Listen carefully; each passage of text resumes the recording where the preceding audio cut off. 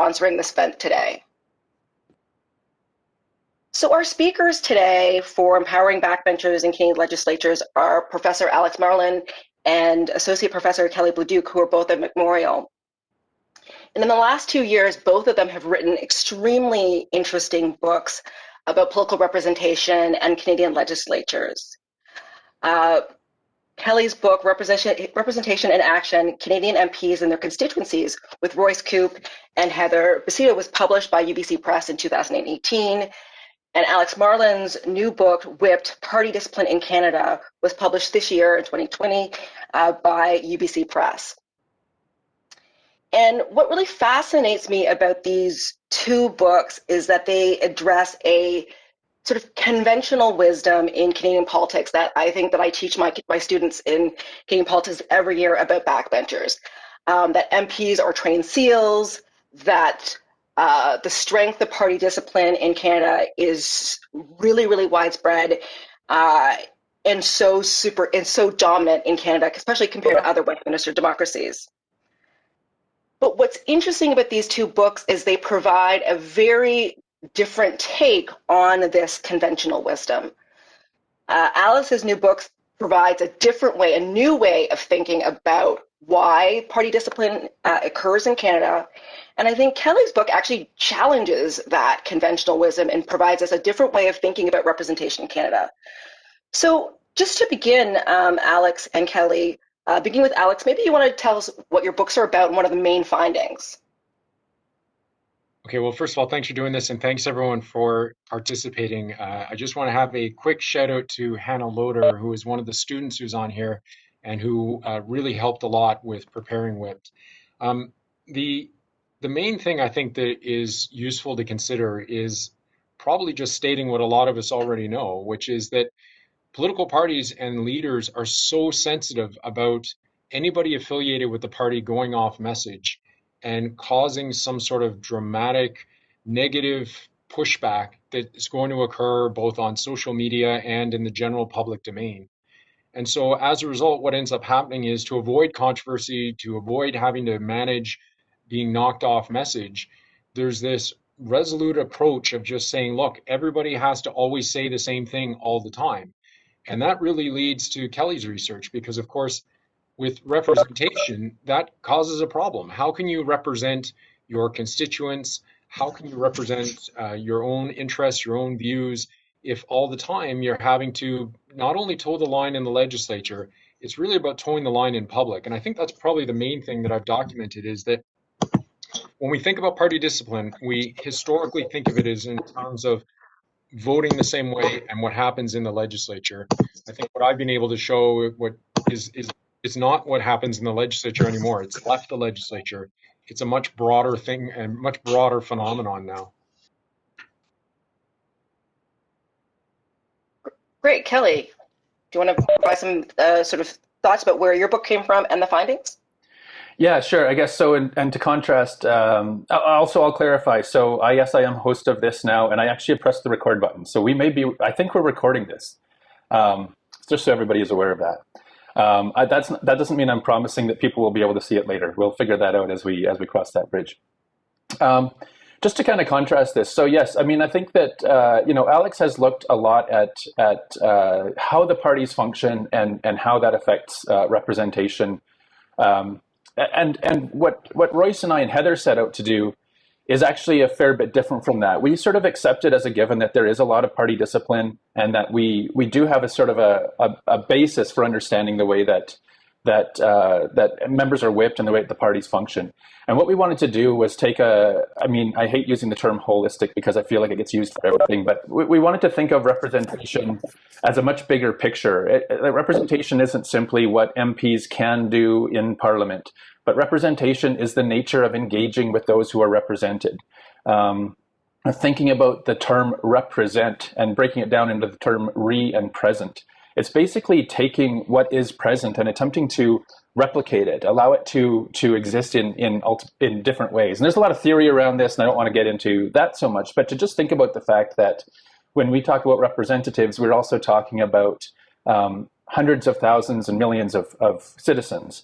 And so our book looked at how those citizens are engaged with. So we wanted to look at the connections that MPs build within the constituencies and look at why that differs. Look at the different ways in which MPs actually connect. And so, just as a quick sort of snapshot of the book, we basically talk about 4 different types of connections that MPs look at. We look at how they connect through sort of policy connections, service connections, symbolic connections, and party connections. And we also sort of highlight that there are certain things that affect the way that MPs sort of prioritize these different connections. So some MPs, it's about sort of the personal goals they have. But I also think a big part of it is the context of the constituency, and then the things that MPs learn as they go. So the way that an MP begins as a representative will be different from the way they are a few years down the road as they've learned about that constituency. And so, I guess this all comes back around to the idea that we don't really expect MPs to have major impacts in Parliament. But then again, there's 338 of them. We would never really expect one MP to go in and have a big impact on outcomes. But what they can affect is the way that people experience representation. And they can make the nature of being a citizen more meaningful through the way that they choose to connect, and in turn in the way that they choose to take those connections, learn about their constituency, and still attempt to the extent they can, talk about or express those things in the Parliament. Great. So I guess what I would be interested in hearing from both of you. So Kelly, actually, maybe about 3 weeks ago in my methods class, I was talking about your book in terms of case selection and method. So I'd be interested in hearing from both of you how it is that you collected the data for this book, for your books, and the methods used, and how it sort of leads to the findings that you came up. So I'll start with Kelly first. Sure. So my background is a bit varied. I actually started out doing a lot more statistical work. And maybe at some point I'll even talk a little bit about the representation work I did before, looking at how MPs use bills and motions and so on. But with this, what we did is we engaged in an ethnographic observation. So we actually contacted MPs who were willing to let us come and spend a lot of time with them. In most cases, at least a few days. Most cases, I was typically with them at least a few days in the constituency and at least a few days in Ottawa. And so that was also a little bit unique with what we did. That's not usually a standard way of doing studies on representation, but it's not without precedent either. We were kind of, for people who are familiar with Richard Fenno, who unfortunately recently passed away, his work was very instrumental in this. And we kind of thought this was a good way to just go and watch and see what it is that MPs actually do, because we felt like that was probably the biggest gap in our understanding of Parliament, is what it is that MPs are actually doing with their time. So that was the primary thing that we did. We also did a number of interviews. But so, yeah, the cases is relatively small. We only have 11 MPs. We have one cabinet minister. We have one deputy leader. But otherwise, we really have mostly backbenchers. And the process was just to watch and listen, what I would call passive participation. So there were circumstances where we were kind of part of what was going on, and other times where we were just kind of watching what was going on. But with enough time to kind of break down barriers and just watch rather than have people report to us what they're doing. Great. Alex, could you sort of talk about your... Yeah, I can build on that. And I wrote a review of Kelly's book, and one of the main lessons that I learned about his book was really that its contribution to understanding how to collect data is one of its greatest strengths. So even though a lot of us would look at it and say, well, what have we learned about MPs? Frankly, I would recommend it to people to try to understand how to collect data. So that to me is really useful. And to some extent, I tried building on that when I was preparing Whipped, because the kinds of books that in some ways that I was modeling after to some extent was Donald Savoy's Governing from the Center. There's other ones, Mr. Smith Goes to Ottawa by David Doherty. The problem with the books that were published in the 1990s in particular is a lot of the time, or even work that I've done previously, we have this tendency to hide all our sources. And we also have a tendency to not always provide detail about how we collected information. How do we get the interviews? And so Donald Savoy just says, well, I reached out to 99 people and 98 of them agreed. One didn't. He was busy. it's really not that helpful for those of us that live in a world where message discipline means that you are scrutinized. If you are a researcher and you ask for an interview, the first thing that happens is, and I know this because I've asked party staffers about it, party staffers look you up on the internet and just try to figure out, they Google you and they say, what is this person about, before they make a recommendation to the MP or whoever it is you're trying to interview. So I think it's even more important now to be able to document how we collect data. And I've done that in the back of WIPT. I spend time explaining the process that I used and the challenges that I faced. I took pains to mention that it seemed a lot easier where you would ask, and I don't want to generalize too much, but I did detect I had to stop trying to recruit white men because there were so many of them, and they were often saying yes, whereas I was finding it a lot harder to find support and agreement from people who weren't white men. So it just meant I had to put in extra effort, and I thought this was important to document for people generally. I think that when we're thinking about collecting data, it's also useful to think about whether we should operate in a world of hiding sources. And I've lived in thinking that this is necessary. Stockwell Day, when I've interviewed him a couple of times, and he says right off the top, he says, the only way that I'm doing this interview is if you say where the information comes from. I don't believe in this hiding behind this wall. And sometimes that's necessary. You have to protect your sources. But this research really helped me realize that actually a lot of politicians want to be quoted. It's not that they want their names hidden. They don't want to be caught by surprise. So what I did is I would say to the politicians and staffers, I said, look, you are not going to be quoted without an opportunity to approve the quote. And I would send them the quote and say, this is what I'm planning on doing. Is this okay with you? And in almost every instance, they said, yeah, that's fine.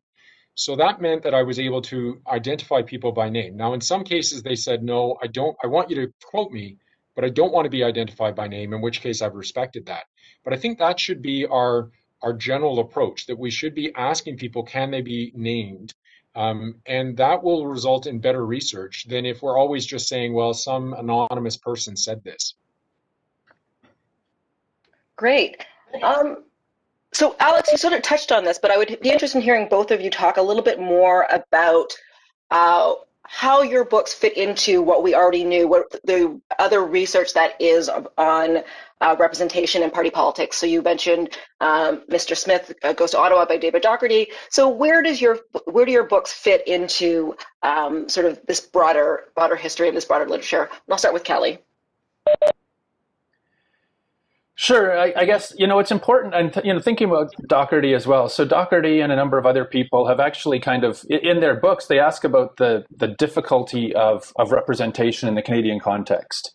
I guess I could talk about that for a while, but the main thing I think, though, that even Docherty points at is that MPs can be, that they have a lot more freedom at home. Now, granted, very few MPs, they may say that they really enjoy constituency service, but I don't think that anybody goes into office. Nobody runs for federal office just so that they can do constituency service. But he talks about this, and I think that what we aim to do is kind of look at that. We think of sort of hard and soft outcomes, where hard outcomes are sort of policy changes, and soft outcomes are doing something, at least speaking up. Sort of Hannah Pitkin's idea of substantive representation is not that you necessarily change policies, it's that you're able to speak on behalf of those that you represent. And so by focusing on that more, I think we really open up that part of the MP's world.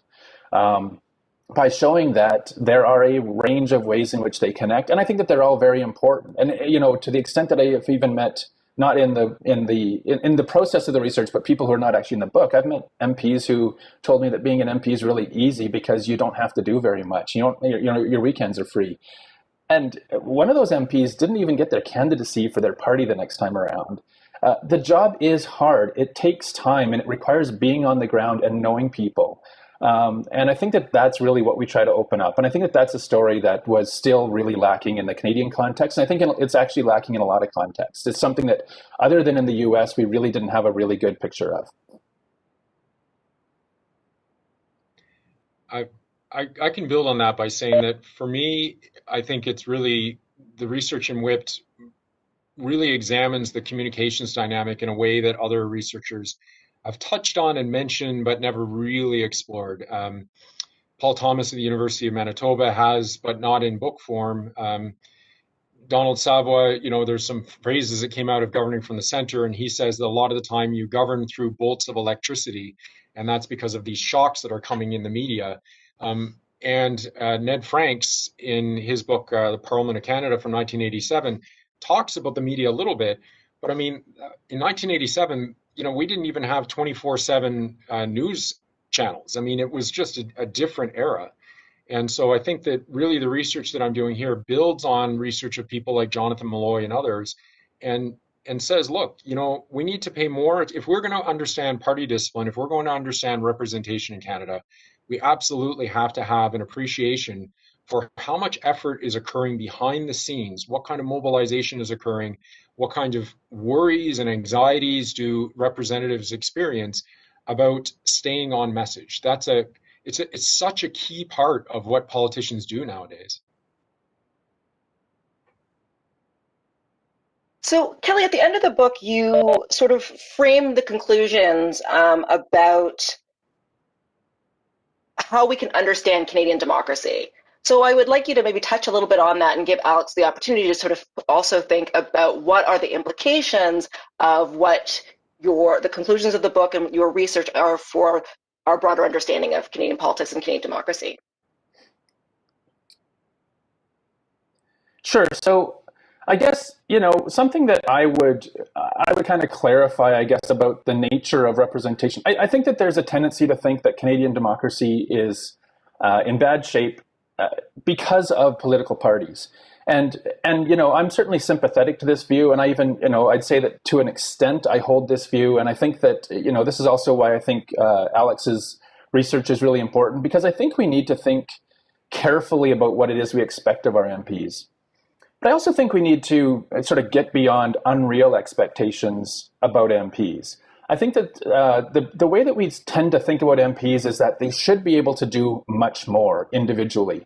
And while I think that, going back, Alex just mentioned Ned Frank. So I'll also say, I think to sort of paraphrase and somewhat adjust his words, I think that Parliament does need reform, but I think it needs understanding even more.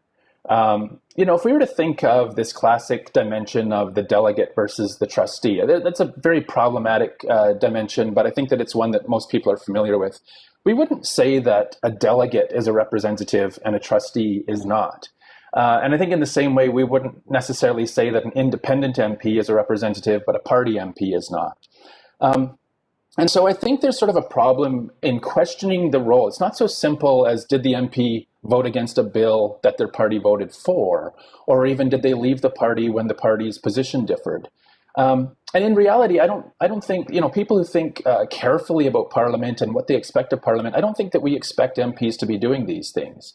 I think it's important that MPs have opportunities. And I think that if we think about MPs' ability to speak up, if we think about them having space for them to voice differences, those are important. But we also want a government. And so I think that really when we think about democracy, we need to be thinking about our MPs as part of a system that allows us to have a government and also allows us to have an opposition. And those are important to kind of get in place.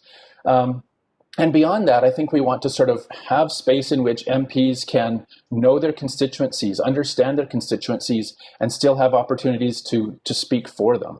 And so while I guess, coming back around, I would say that I think that I would certainly accept the argument that discipline in Canada is probably more than it needs to be. I think it's also important to recognize that MPs do a lot of work, that they do sort of, that they represent in very diverse ways, that they do a lot of different things. And when we're familiar with those things and we understand them, then we also recognize that these are still the people who are going to Ottawa, that they have all of this information, that they actually do what they can with it. And that there are, although the book doesn't really touch on these as much, there are still really avenues for them to have some kind of an influence. But it's very small, and I think it's, in a lot of ways, it's very understandably small. I think I would echo that it is useful to keep in mind that political parties do an awful lot of good. And when people think about, well, life would be so much better without political parties, I don't think they really appreciate for how disorganized and problematic things are.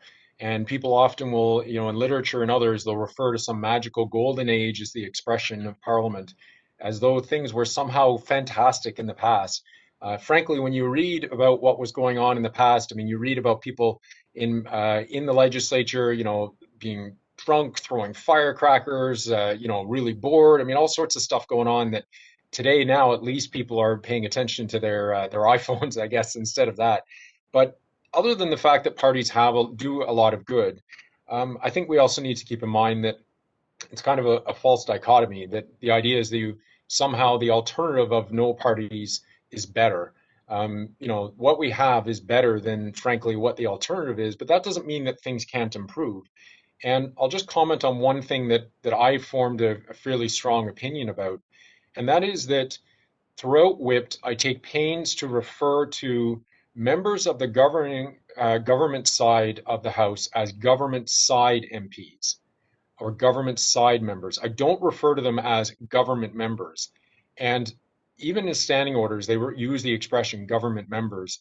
This to me is a problem because what comes through a lot the more you look into this is that backbenchers on the government side of the House think of themselves as part of the government or are often confused about their role, or there's parliamentary secretaries who will say I am part of the government, and you're kind of operating in this bizarro world of one foot is in the backbench side, supposed to hold the government to the account, and then your other foot is on the government cabinet side, are you supposed to support what they're doing?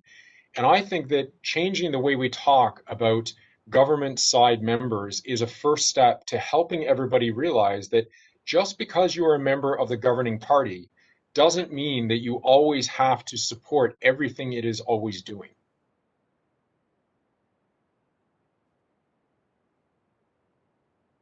Thanks. That's really interesting. So, Alex, your book concludes with advice for new parliamentarians. So it'd be really helpful for you to maybe sort of to talk about some of that, and then maybe Kelly, you could, based on your book and then what Alex says, provide some thoughts about what new parliamentarians and what MPs should be thinking about in their roles. So the conclusion chapter in this book, usually, a conclusion chapter says all sorts of recommendations for reform and all this sort of thing. Instead, what I decided to do was summarize a lot of the findings, a lot of, what kind of advice do parliamentarians have for other parliamentarians? And so this is summarized based on what I found, but I also went through transcripts of interviews with retiring MPs that was conducted by the Tamara Center for Democracy. And so there's a summary of all of these kind of suggestions that come from both current and former MPs and others. And probably the main piece of advice that seems to be communicated by all of them is how much work has to go into affecting change. You don't just get elected and somehow walk in and say, hey, I'm here and this is the way things should be. You don't go to a caucus meeting and stand up and go, this is terrible. Where is this coming from? In fact, what happens is you have to build your own coalition. You have to work with outside interests. You have to work with members of your party. You want to work with members across the aisle. You need to conduct research. It is an awful lot of work to try to affect change. And a lot of members have told me that you can do it if you're willing to put in the effort. But there are some challenges. Challenges include the fact that there's so much turnover at each election, that you get all these new people elected that are still trying to understand how the system works. And it's very hard for them to affect change because they don't really understand yet how the legislature operates. You've got all sorts of problems because if you're doing something maybe the leader doesn't like, you're worried that that's going to harm your own political career and your ability to get other things done. And then ultimately, of course, when you're moving forward with trying to affect change, you are aware of the fact that there's a time limit on this, that while you're working on it, there could be an election soon, and all of a sudden now everything has to be restarted. So you're under this constant pressure of trying to advance things, and you might not have a lot of staff who can help you out. So I think that was probably one of the main pieces of advice that people say, look, it's a lot of work to affect change, but you can. The problem, of course, is if you're a really good team player and you do all of this behind the scenes, how do you claim credit for it publicly? That ends up being part of the reason why a lot of MPs and others don't bother, because in the end, you can't claim credit for all this work that you put into it. So it's a challenge.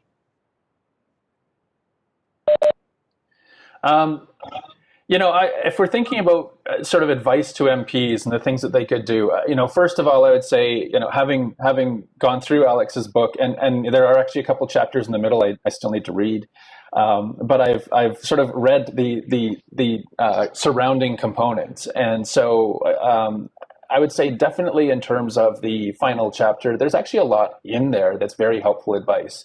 It draws from work that Tamara has done, but it also draws, I think, very thoughtfully from the work that Alex has done. There's a fair bit there, and it's quite robust. So if I was wanting to, push the book for one thing that actually it does very well is even on this element, it actually does take a lot of the information in there and say, here's some things to think about. And, reading it, because I had already kind of taken some notes on some things I would say. And realistically, I don't think that our book does the same sort of job of giving advice, but I think it does expose a lot of what MPs do.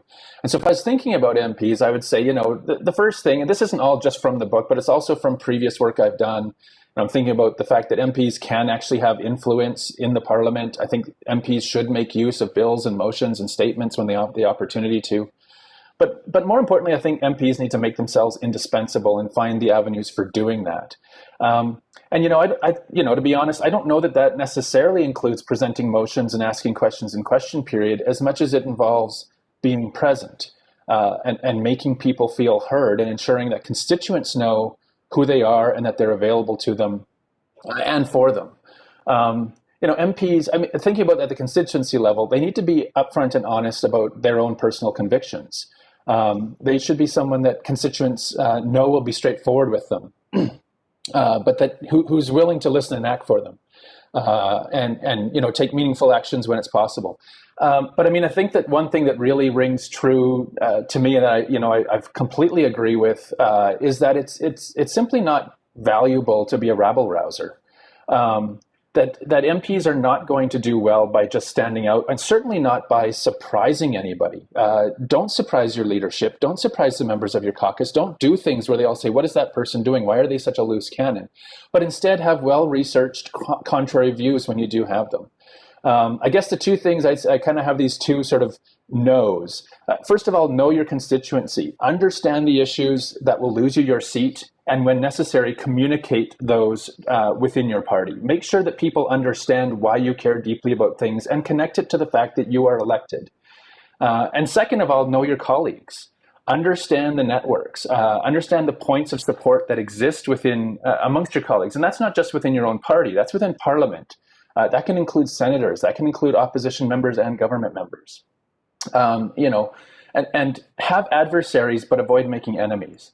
So, always work on sort of incrementally working through things. Figure out what the avenues are. If you have a new idea, talk to people about it in private first. Make sure that you have a clear understanding of what you're doing and other people do as well. And that will be the best way to gain support. And ultimately, if you want to have an effect, so I think of someone like Michael Chong, who managed to get the Reform Act through Parliament. He had to water it down a lot. At the end of the day, I think it was pretty disappointing. But I think he accomplished more by being someone who people respect. And if you talk to MPs, Michael Chong is someone that they do hold in very high respect. He's someone that people from across the aisle are willing to work with. And so to me, he's also an example of the sort of MP that other MPs should try to be. Someone who's willing to work, someone who's willing to be outspoken, but also somebody who's smart about what they're doing and makes sure that they're not trying to make enemies within their own party or elsewhere. Thanks, Kelly. So this is my last question, and then we'll open it up to audience questions. So at the beginning, I talked about sort of the way that we teach second-year students or first-year students about party discipline, about legislatures. And again, I said that there's some conventional wisdom that we standardly teach our students about sort of MPs being trade seals.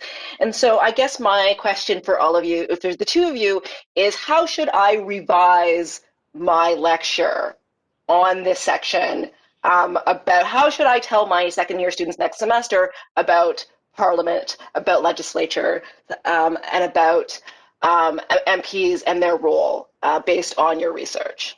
We'll start with Alex.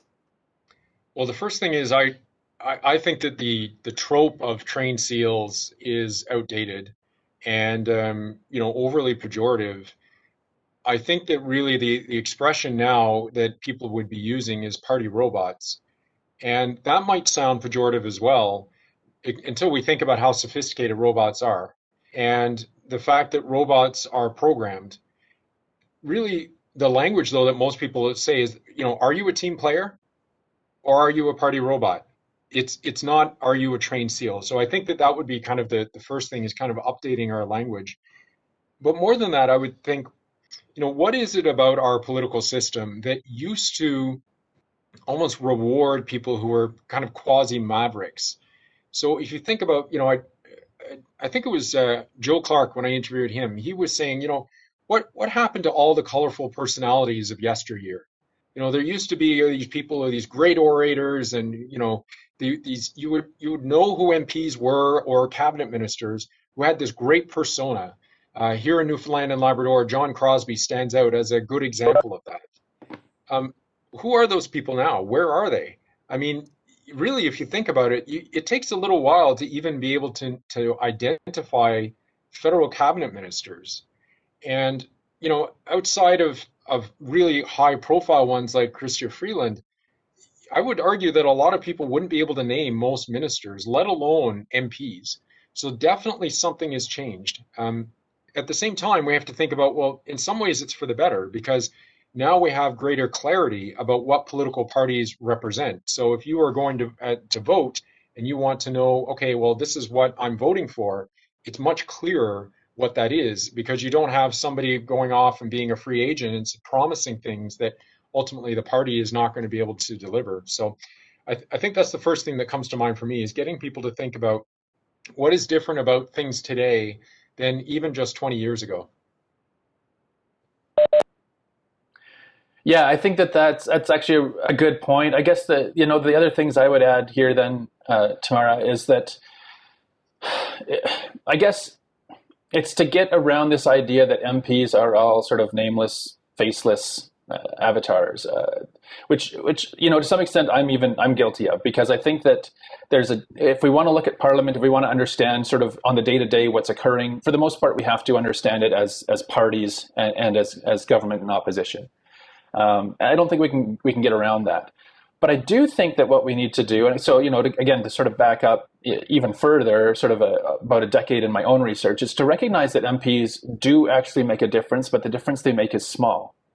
And again, this is entirely consistent with a body of 338 people. We would never expect one of them to be able to change everything. In the same way that us as citizens, someone says, I don't like how things work, how can I change it? It's like, well, it'll take a lot of work. In fact, if you're not involved at all, you may not be able to. It's like, oh, well, then I don't want to do it. Well, yes, but that's the nature of being one amongst many. So I think that's an important thing to see, but to recognize that within that context, MPs do actually make a difference. And that's, my earlier work was about that. It was about MPs using either by presenting motions or bills, and then by talking to cabinet ministers to either get the government to actually implement their ideas and see them sort of come to fruition through other avenues, or to actually get them passed themselves. And again, I'd look at someone like Michael Chong, who I realize is a rare case, but who actually brought in legislation that is quite significant. Now, whether or not it'll have an impact in the short term is another question. It really hasn't had a lot, but it's there, and chances are over time it will play some kind of a role. And I guess, it's beyond that. I think that MPs are powerful to the extent that we also make them powerful. I think that the first step is in talking about them. It's in understanding them. It's in exposing them. It's in doing research about them. And that if we do that we recognize that they are, in fact, the ones we elect, that they are a key element in our democratic process. And at the end of the day, it really is up to them to make decisions about whether to go along or not. And as Alex points out in his book, there's a lot of incentives for them to go along, and there's reasons why they do. So I think that it's at the end of the day to not take the negativity of the party system and of discipline in the parliament as being as negative as we do. But also to recognize, yes, MPs actually are active, that they are diverse, that they come from different places doing different things, and that in turn they can actually each play roles. Thank you so much. So I've got not avatars, but party robots. I've written them down. I'm ready for my lecture for next semester. So thank you very much, Kelly and Alex. I would like to open it up to questions from the audience. So on the participant tab, you can put your hand up. And I think, Kelly, because as the host, you're the person that's going to be able to see them. So I will let you sort of moderate questions if people have them. Okay. So I think you'll be one. They'll be able to see it. Okay, I have like a chat open. Is that the only thing, or is there another thing I'm supposed to have open? I'm sorry.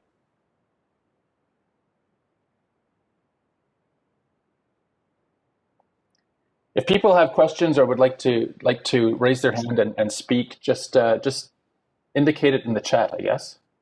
Oh, Stephen Wilness has a question. His hand up.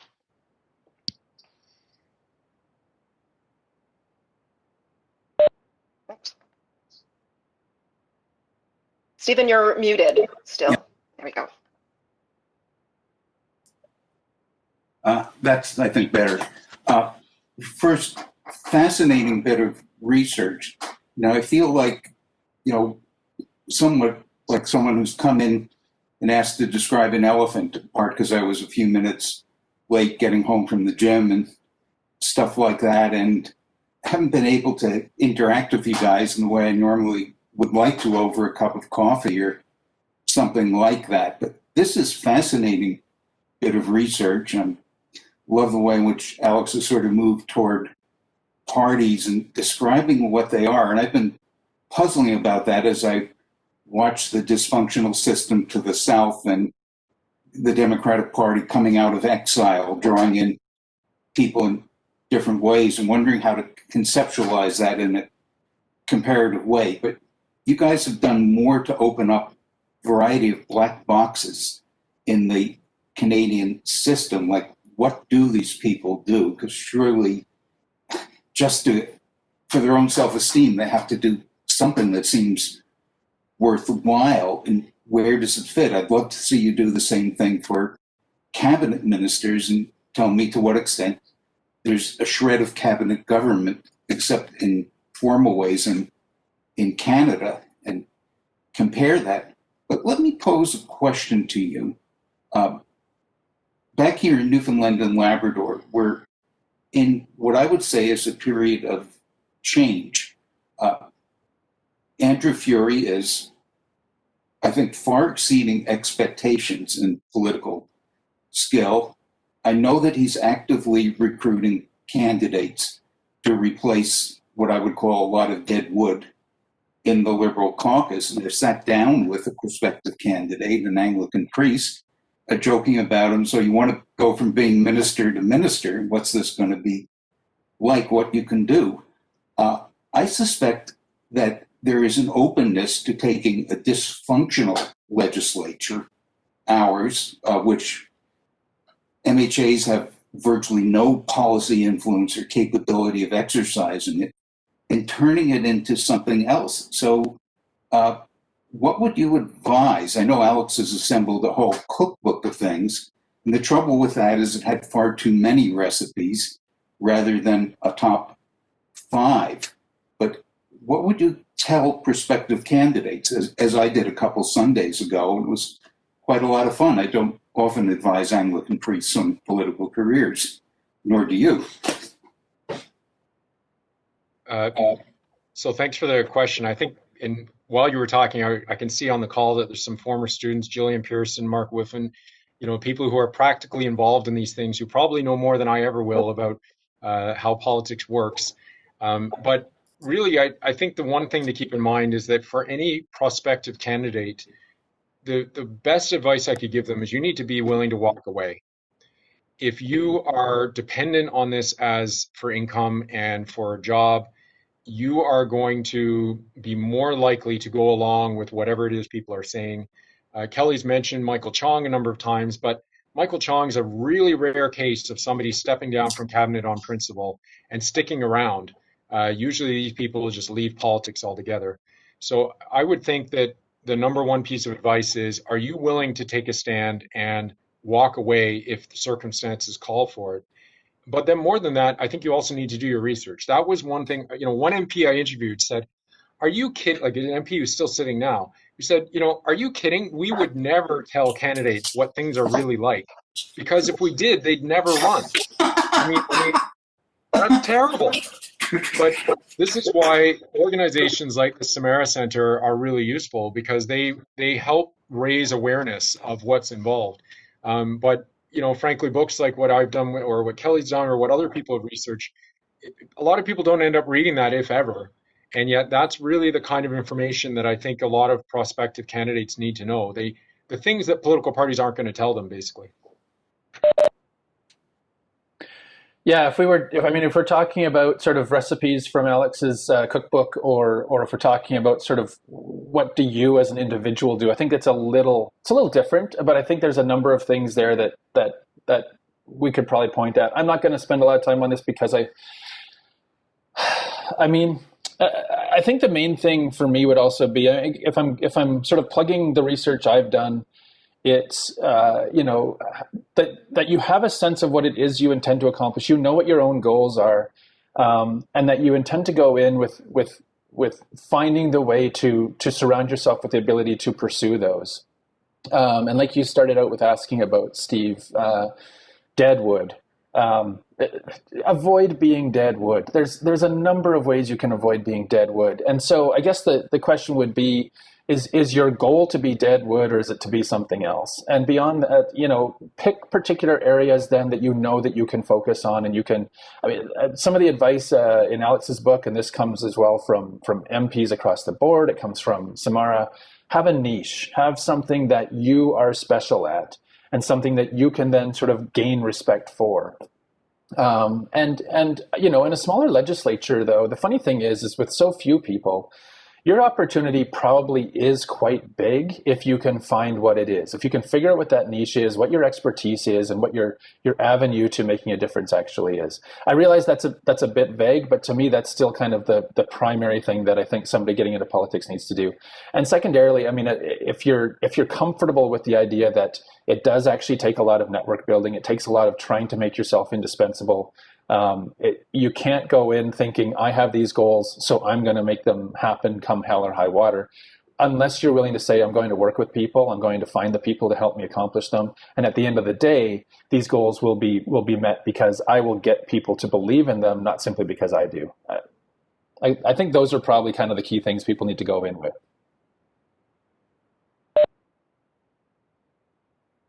Any other questions? Just want to raise your hand. Oh, yeah, Jonathan. I will say hello there. Hello. As I jump in, thanks. Kelly and Alex, it's really great to hear about your books, which I made sure to grab from my shelf here to see. And I don't really have a lot to ask, and I think you really presented some aspects of the book well there. I'll just really say what I really like about both your books is, and both of you touched on this a bit, is just the strong qualitative, thick descriptive aspect of the research. There's such a surge of legislative research these days in Canada, both quantitative and qualitative, and the quantitative stuff is good, in particular Jean-François Godbout's new book.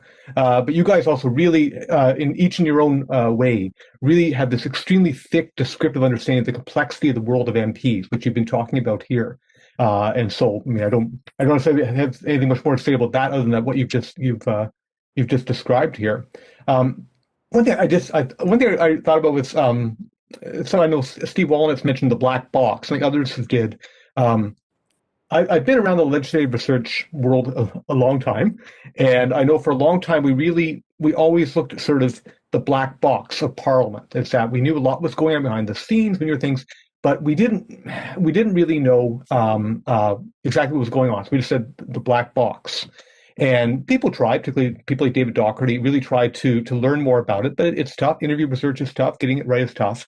And I think both of you, each in your own direction, have really been able to get into more of that black box to understand what's really going on beyond the scenes. What are MPs really thinking beyond what we see in public? And to me, I think what it has brought out is that, in fact, it is a black box in the sense that a lot of it is obscure, but also it's really complicated. And so the metaphor I like to use, we're trying, we're throwing around different ones like trained seals are out and stuff like that.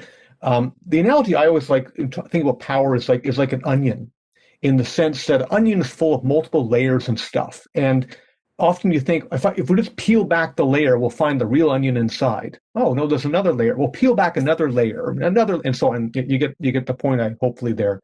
And that's often the case thing in looking at Parliament in power in the black box, is that it's not like there's one simple sort of person, the party leader, whatever, at the top, manipulating everything and stuff. It's layers. It's layers and layers of impressions, understandings, and things there. And I think both of you have really sort of revealed that. So I won't push the onion metaphor analogy too far, but to me, that's your books have really, in the end, shown a lot of complexity. Neither of your books have really sort of shown one simple thing. Here's what explains everything. You've shown complexity, and I think that's the reality of Parliament. And you've revealed a lot more of that complexity than we've ever known before. So I just wanted to say that. I'm not even going to pretend I have a question. I just have a comment, and there it is. So thanks. Thanks. I'll just say on the onion metaphor, where I first heard of that was Lucien Bouchal's book from 1994 or somewhere around there. He mentions it, and but for him, it was more exasperation, that the government is just so frustrating that you just can't get anything done because it's like layers of an onion. I think one thing that's worth mentioning is that for me, one of the things that I enjoy about this particular book is some of the images that are in it. And so, for example, until now, as far as I've been able to determine, we never knew what a vote sheet looked like. We kind of knew they existed, but we've never seen them. But I had an MP who provided me with copies as well as a whip. And so then I ended up reproducing them. So now we can see what these pieces of paper look like that are on an MP's desk saying how you should vote. It moves it away from being kind of the imagination to the practical side of what's going on. And another example that I'd mention is, and you can just imagine how excited I was when I got this in my own little world, right? The SNC-Lavalin affair, I had somebody give me the internal messaging that was being sent out to Liberal MPs on the day that all of the SNC-Lavalin affair broke out. And so I've reproduced that. And the internal messaging sent out to Liberal MPs was, the allegations are false. What the Prime Minister is saying is correct. If asked to comment, say nothing more. And what's interesting is a number of MPs who I was talking to about the SNC-Lavalin affair were basically saying, look, most of us were brand new. We'd been in NMP for maybe 3 years. We didn't know what the hell was going on. We didn't know who to trust. We didn't know who to ask. So the safest thing to do was to say absolutely nothing at all.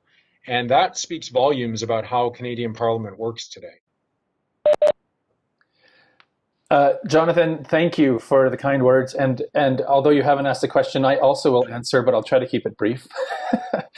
I think the first and most important thing to do is to say that any praise for the book should be directed primarily at Royce Coupe and secondarily at Heather Bastido, because as a group, we actually jumped into this with a bit of money, but not a perfectly clear idea of what we were going to actually accomplish with it. And I guess that's, as you say about qualitative work, we went into this rather inductively. We said, let's go, let's write notes, let's take it all down, and then let's meet, and let's talk about what it means, and then let's go and meet a few more people, and let's write it all down, and then let's talk about what it means. And I guess the other thing beyond that is, while it was an adventure with a lot of ups and downs, I also feel like Royce really did a lot of the ultimate writing of to make it as coherent to the degree that it is. And I also think it's incomplete. Heather hasn't remained in academia, but that Royce and I wanted to keep working on it and clarify a lot of things. Because even as I look at it now, I really like the book, but I also feel like it feels like it doesn't say as much as it could say. And I think that's the point about your point is it's complex. And I'm glad that we made the steps we did in it. And I honestly hope that there's more to it. I hope we can clarify a lot of the links that I think we only really just touch on in the book. So thank you.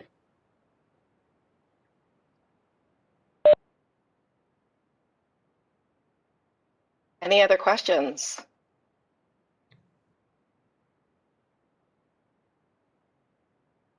I'll ask a question. I put my hand up in the participant list, but I don't know if anyone's monitoring that. So this is really interesting. Just quickly, I can't see that part for some reason. I don't know. Apparently, I'm the host, so I'm sorry. So thank you for speaking up. And anybody else who wants to should as well. Okay, go ahead. Yeah, so really interesting, and I've had a chance to look at Kelly's book before. I haven't actually with Alex's book, but it's interesting to kind of have them both discussed at the same time. So I study voters, and as someone who studies voters, I have no problem at all with disciplined parties, and I don't think that's a minority position in my field anyway. Parties perform really important functions, long list of them, but for voters, they perform the really important function of organizing political conflict in a way that makes actually representation possible. So to me, Alex's book, what I'm hearing is a good news story. This is positive to me. If you want to know what happens when you have weak parties, we don't have to look very far at how bad things can get. Although that's less about voters than it is about a party organization.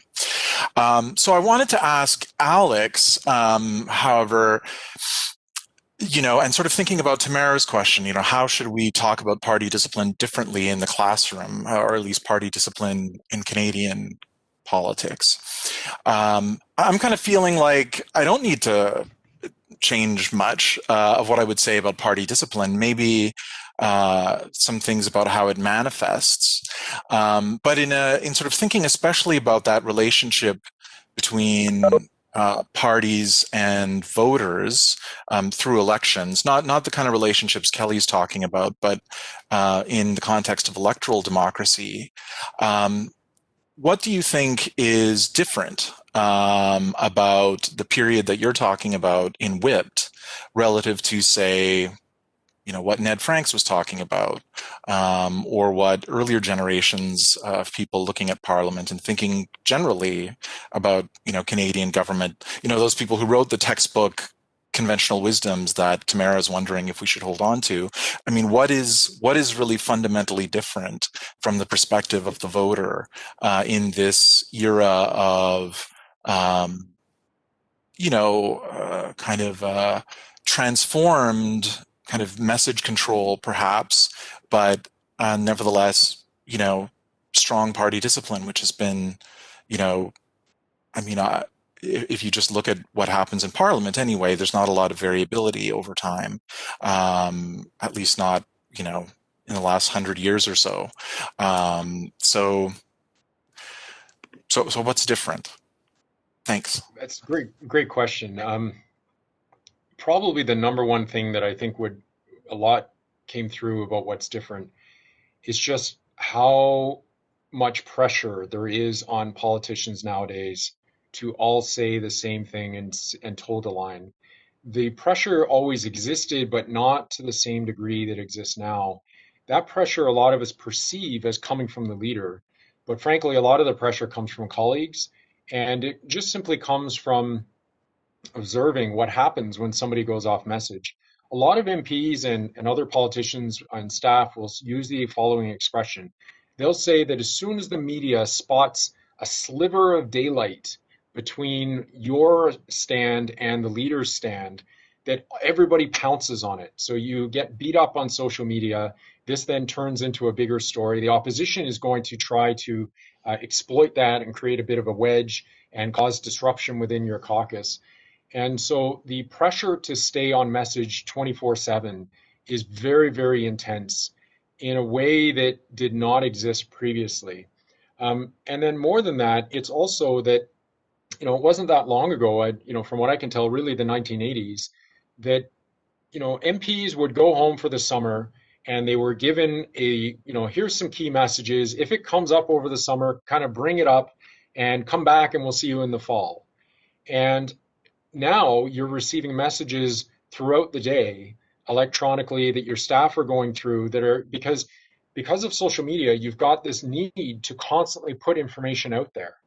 And so what's happening is you're acting as somebody who's constantly boosting the party line and boosting and amplifying, I guess, what the party leader is trying to say. That is, I would argue, different. It's not, well, different in the sense that it's more intense. So it might have already existed. It's just now your flexibility is gone compared to before. You could have said something, and would anybody have noticed if you had said something in the summer to a regional paper? Now you say something and everybody's all over it, and by the end of the day, your career could be over.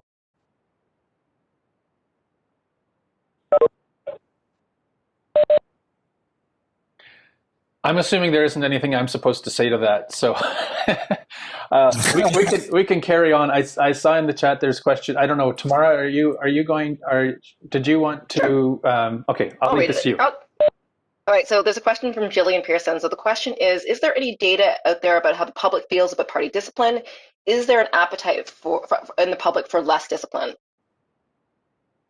So from what I've seen, there have been some surveys of this, and it wouldn't surprise you that, an awful lot of Canadians think party discipline is bad. I would argue that anything involving the word discipline, it's just a word that I think is going to evoke negatives. If you were to use what about cohesion, you might end up with slightly different responses. The research that I saw was mostly done when Stephen Harper was Prime Minister, and you can kind of predictably expect that this is going to result in negatives. I think the bigger question is, are there negative attitudes towards political parties in general? And I would say, the research indicates that yes. You will notice if you pay attention to Justin Trudeau and others, they use the word movement. They don't say we are part of join our political party, join our political movement. So it tells you already that they're aware that there are negatives associated with the word party. Yeah, I mean, I would say that I know I've seen, but I don't know the specifics on it. I know there's a general, people are generally not happy when they have some sense of how Parliament works. And it usually is something around the concept of discipline. And I think, Alex, your point about it as a negative term. I mean, I think of people who are high-level athletes. They need to be disciplined. I think Chris Cam kind of draws this out a little bit in his work on discipline in as well. That the negativity should be associated with the concept of punishment for sure, but should it be associated with discipline? It probably shouldn't be, because discipline is actually a very important concept for accomplishing things. And if we thought about it that way, like you say, cohesion, being goal oriented. Those are all positive terms that really are synonyms for discipline. So I think that's important too. But people do use a negative, have negative ideas for it. And I think the main reason is because they have this conception of the MP as someone who's elected to do a particular thing and the party as working against that. And in most cases, that's simply untrue. In most cases, the goals are actually aligned. And at the end of the day, I think, coming back to the idea that Parliament actually is in more need of understanding than it is of reform, is that at the end of the day, if we actually saw what it was like to have undisciplined parties, we would be appalled. We would be asking for reform much more loudly than we are currently. But that's not to say that there isn't a balance that needs to be struck here. And I would absolutely, I am even someone who thinks that discipline is excessive in the Canadian Parliament and something should be done about it. But it's actually a very minor issue. It's not to me a major issue. So just a follow-up, Isabel wanted to know if there was differences about party discipline at the municipal, provincial, and federal levels. Does it exist in all three, and perhaps at different levels of intensity? So the comment I can provide to that is I haven't studied municipalities, but I did for this look at provincial versus federal. And one thing that did come up about municipalities is a number of politicians, both federally and provincially, who have served at the municipal level were appalled at the way things were once they got involved with political parties. They looked back at their time as a municipal councillor in a positive way because they felt that they had much more freedom to operate in a collegial manner and build consensus. Of course, one of the comparisons is you're a much smaller forum in that case. There's fewer municipal councillors than you'll find in the House of Commons, for example. But that being said, that's certainly one thing that comes up quite a bit. The differences between the federal and provincial level is really about size. So if you look at the way things work in Ontario and Quebec, to some extent Alberta and British Columbia, those are not strictly comparable to the way things work in Manitoba, PEI, or Newfoundland and Labrador. The reasons are, just the amount of resources, the association that exists between federal and provincial parties. Really in a place like Newfoundland and Labrador, for example, things are much more ad hoc and much more informal than you will find in the House of Commons. This, in some ways, is good. I've had people say, "Hey, if I need to talk to the minister, I'll just call them up or I'll just text them."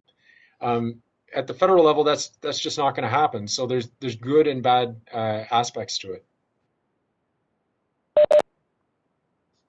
I think that's a pretty good answer. I won't say much more on it. To clarify, I guess at the municipal level, parties are actually extremely rare. There's only a small number of places that really effectively use them, and to the extent that they use them, they are typically less disciplined than they are at provincial and federal levels.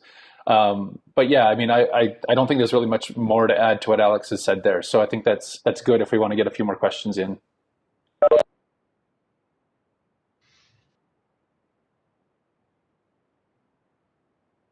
So there's a question from Katie in the chat. Have any party leaders, especially not the Liberals or Conservatives, expressed a commitment to loosen executive influence over backbenchers if they were elected?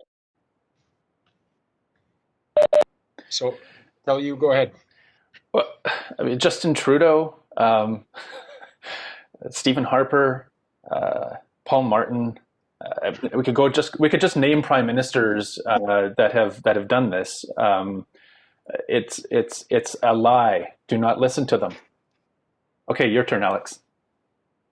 So yeah, I was going to go down through the list. The one that I think keeping things current that is useful is Justin Trudeau during the 2015 election campaign doing an interview with the CBC's Peter Mansbridge, and he said, I'm paraphrasing.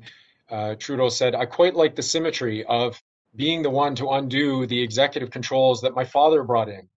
And it's not very long into being prime minister that it becomes fairly clear that, in fact, there's a much greater clampdown on things in Justin Trudeau's government than people really realize, or maybe they just don't care about it. It doesn't seem to fit with his image, right? So it fit with Stephen Harper's image of this kind of aloof, cold, calculating, mean, vicious, power-hungry man. Whereas Justin Trudeau is just, hey, I want everyone to like me. So it's kind of a different image. But frankly, I think that power seems to be more concentrated with Justin Trudeau than it was under Stephen Harper. There's all sorts of reasons for that. But the number one thing that stands out for me is, in some ways, it's kind of appalling that Justin Trudeau openly said early on, anything that goes on, anything that is said by Katie Telford or Gerald Butts from the Prime Minister's office is just like hearing it from me. I mean, to openly delegate authority like that to political staff, and more than that, I'll just end by saying the number of political staff that attend Justin Trudeau's caucus meetings is incredible. I've had people tell me there could be up to a dozen of them there, whereas that is something that's different in the past. Up until Paul Martin, staff didn't really go to caucus, and this really it inhibits good conversation, because everybody knows that if you say anything critical whatsoever, the staff are paying attention and they might have some control over your career prospects or whatever else you might need from the PMO. Is there any more questions? Oh, sorry. I'll just add quickly, it's probably unfair what I said in regards to Paul Martin. If we were to name one prime minister in recent history who has at least made very minor strides in this direction, Paul Martin was actually one of them. Okay, I'll stop there. So we're coming close to the end of our time together. So Stephen, you have another question you wanted to ask, and then maybe we could take one more question after that and we will wrap it up. This is in some ways more of a comment. The whole question of the role of parties. All political scientists are 99% swear by Schatzschneider, no parties, no democracy. And we teach that. I use the example of council elections here as an example of partyless democracy, where it's hard to throw the bums out. What we haven't done nearly a good enough job of doing, and I think Alex and Kelly are really onto something, is looking at how parties function and how they can function well while maintaining the discipline needed to support governments. And that has to be somewhere in between zero tolerance Canadian style, which has often been my impression as the comparativist, to the British, where huge amounts of dissent are somehow managed. We've seen that with Brexit, but it really dates back in some ways to the Wilson era. Blair could lose Iran votes or Iraq votes by 150 votes with a large majority, and figure out what is a functional role. And again, I would suggest the same thing needs to be done for cabinet, particularly cabinets orchestrated by the PCO or PMO in the Canadian case. And you'll flesh out these roles. And again, I think it would help recruit better people into the jobs if this could be specified. So it's kind of a plug for going on and thinking more about it. And again, congratulating both on doing stuff that I've wished people would do for decades.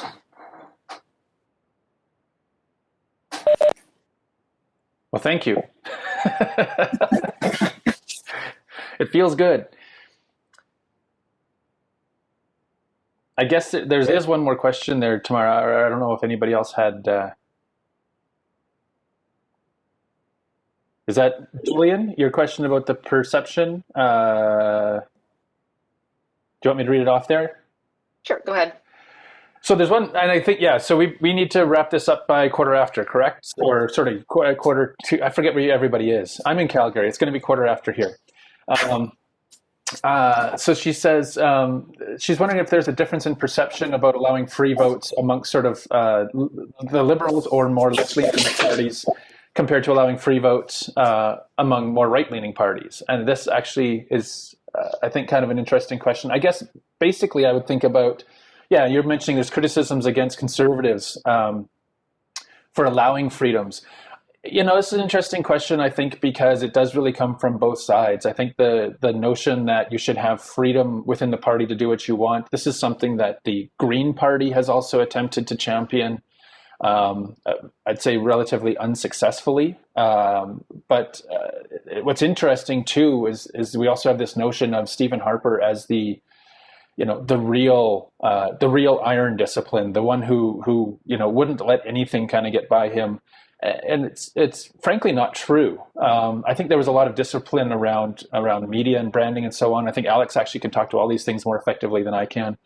But if we were to look at MPs' abilities to dissent and to do their own thing, it actually tended to be not as bad in the Conservatives as it was in other parties.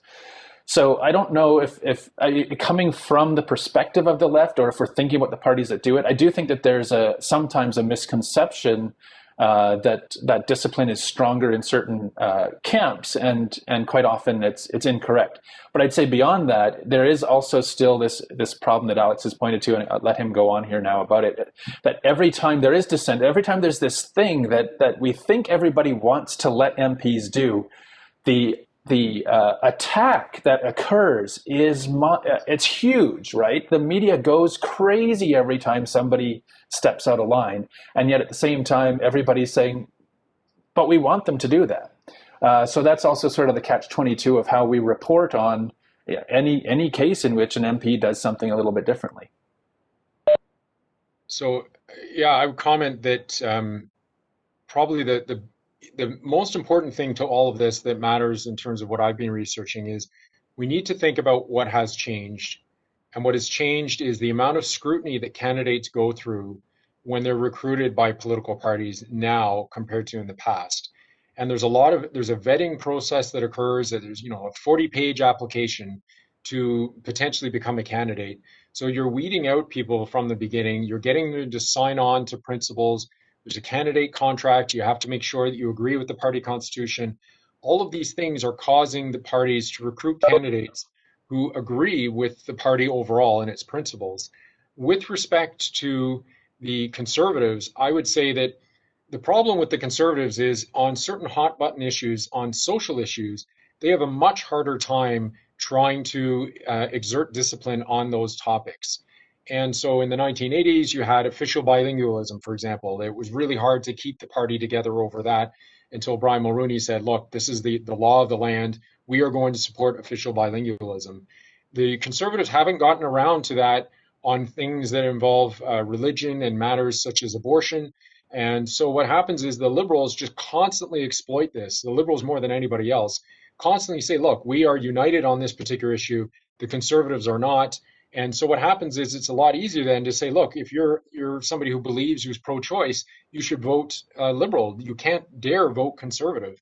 So I think that the big challenge for the Conservatives is they hide behind this idea of principled freedom, but it's only on certain hot button issues that they use that. Otherwise, they'd evoke it on everything.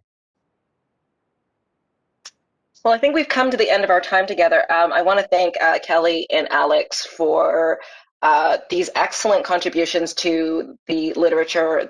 I have read them both, and they are excellent. So if you have not done so, I highly recommend them to you.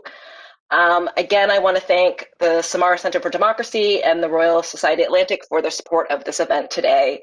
And I want to thank all of you for taking time, especially those who got up earlier than normal to talk about Canadian legislature. So thank you very much for your time today, and I wish you a great day. Thank you. All right, thanks, everyone.